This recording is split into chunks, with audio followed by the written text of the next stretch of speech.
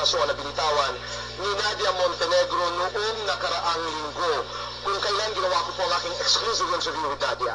5 bahagi po ito na punto por punto sasagutin ni Cristinelli. Mga kaibigan, narito po ang una. Panoorin po natin ito. Stephen mentioned it today. No, I lost a very good friend. I lost her because of intrigues. I lost her because of Christopher Min, who until this day has not proven the text message that she told Gretchen that I sent to media, to the reporters. Nagharap-harap kami sa Rembrandt. Wala siya napakita. Christopher Min, humingi kami ng oras sa asawa ko.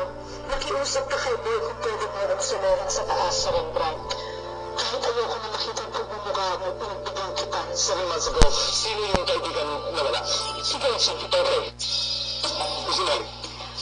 Boy, base sa sinabi ni Nadia Montenegro, mga kaibigan, tahasan ko pong sasabihin na sinungaling na siya ay inconsistent pa.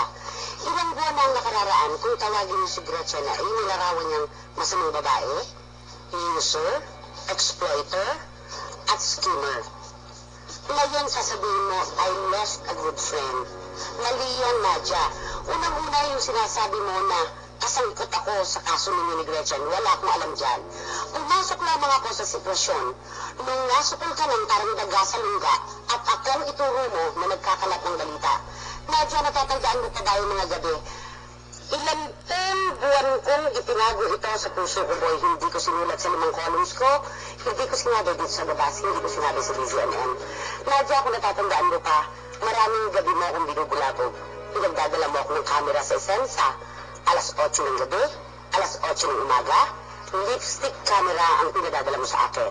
Ang sabi mo, i-connive ko, pagsabain ko, yung guardian ng Esensa sa basement dahil doon bumababa si Gretchen. Tanungin natin pareho si Gretchen Barreto kung mula nung sabihin mo sa akin yun, ay ipinagkamilo kita kay Gretchen. Ako'y pumasok lamang sa sitwasyon nung ako na ang idinidiin mo. Doon sa sinasabi mo na you lost a good friend. Totoo, nawalan ka ng isang mabuting kaibigan.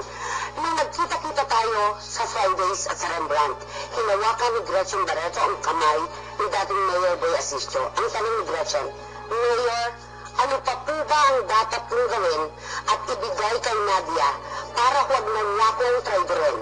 Anong sabi ni Tito Boy? Hindi ko alam. Matagal ko na siyang pinagsasabihan na lumayo sa mga gatong issue, hindi na siya nakikinig. Yung sinasabi mo na ayaw mong makita ang aking pagmumukha ng gabi niyon, Nadia, mas kailangan mo ako ng gabi niyon kaysa sa kailangan kita. Si Nadia Montenegro na kapatid mo ang kumuha sa akin para dalhin ako sa mezzanine floor kung saan ka naroon. Nakita kitang umiiyak, nandun si Tanya, nandun si Christine Puno, at pinangaralan kita kahit pinagkalulumo ko, umiral pa rin ang pagiging pusong ina ko. Anong sabi ko sa'yo? Kulang ang isang bibig mo, ang isang katawan mo, para sa aming anak mo at kay Tito Boy. Umiyak ka nang umiyak sa akin, sorry nanay, at yun yung panahon na nagpadala ka dito ng apology letter sa labas na binasa ni Boy. Ngayon sasabihin mo, ako ang may kasalanan. Si Gretchen kahapon, maraming salamat sa paninindigan, Boy, dahil sinabi ni Gretchen na wala akong kinalaman sa kanyang away. 90 million pesos, anong sabi mo sa akin? She made me a slave for 4 years. 90 million pesos, ang sangkot dito, hindi 9,000 pesos, hindi 90,000 pesos, 90 million pesos. May bahay kayo nakasamla sa bangko ni Mr. Tony Boy Cojuangco.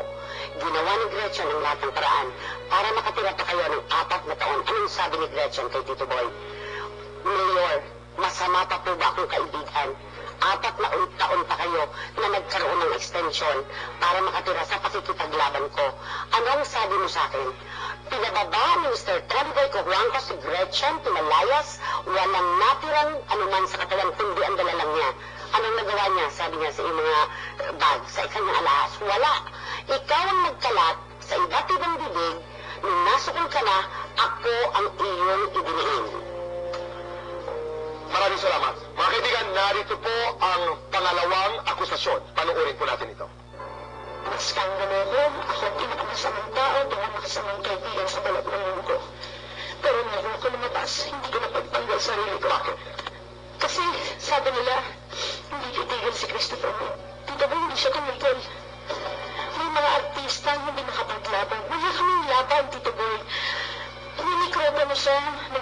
pamilya siya, may ballpen siya. Tito Boy, pinapakain niya sa pamilya niya yung sinasabi niya hanap buhay sa paningin ng puri. Bilang artista, Tito Boy, ang hindi makapaglaban.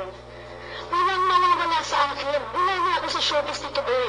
Wala akong show, wala akong pelikula. Hindi ko kailangan mag-comeback, wala. Christinelli, Dahil yung sinabi niya na hindi siya lumalabas, talagang hindi lumalabas ang mga traidor. Patalikod kung bumira ang mga traidor. Pangalawa, ang sabi mo, ang ipinakakain ko sa pamilya ko ay ang paninira ko ng mga artista. Nadia, basahin mo ang mga columns ko. Marami akong pinupuring artista na hindi ko kakilala at hindi ko ka-close. Marami rin akong kakilala at kalapit na artista na pinipitik ko kapag nagkakamali.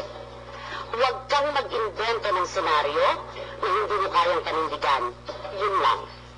maraming salamat, Christinelli. Mga kaibigan, narito po ang pangatlong bahagi. Panoorin po natin ito.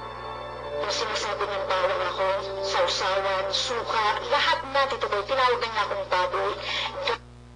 Sinungaling, Tito Boy, lahat tinawag na niya sa akin. Okay. Pero nung tinira na niya si Boy, ang asawa ko, mga nananahimik, sinabi ni Christy may article siya na hindi nakakapatay ang salita. Tito Boy, manalis Tito Rolly, hihintayin ko pa mangyari pa sa nanay ko at sa asawa ko yan. Nananay din siya nakaratay ngayon, Tito Boy. Hindi ba dapat aksay na lang niya ng panahon ng pagkasal niya yung nanay niya? Kaya sasirahan niya lahat ng tao dito. Sobra na, Tito Boy eh. Sobra na siya. Wala akong matatandaan ng kinuha sa kanya. Wala. Siguro wala lang siya napapakinabangan sa akin dahil hindi ako magbabayad para purihin mo lang ako. Christinelli. Yung sinabi niya, na asikasuhin ko ang nanay ko, ipagdasal ko, yun ang linya, isa sa dalawang linya, sakay wala akong buti, sakay pagsaling niya sa nanay ko, sa pinakamainit na kumot na binalabay ko sa malamig na Canada.